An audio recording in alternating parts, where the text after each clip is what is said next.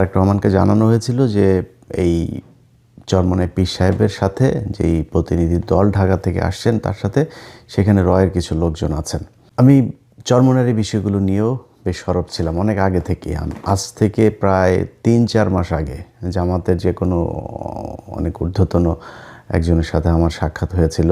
তিনাকে আমি বলেছিলাম ওই সময়ে যে দেখেন, আপনারা এই লোকটার সাথে যে জোট করছেন, এই লোকটা কিন্তু খুবই ঝুঁকিপূর্ণ।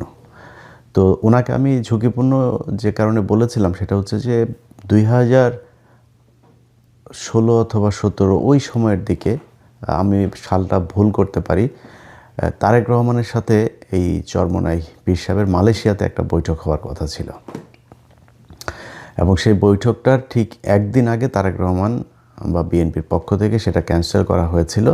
কারণ তারেক রহমানকে জানানো হয়েছিল যে এই চরমনাই পীর সাহেবের সাথে যেই প্রতিনিধি দল ঢাকা থেকে আসছেন তার সাথে সেখানে রয়ের কিছু লোকজন আছেন। তো তিনার নিরাপত্তার কথা চিন্তা করে ঠিক একদিন আগে সেই বৈঠকটা বাতিল করা হয়।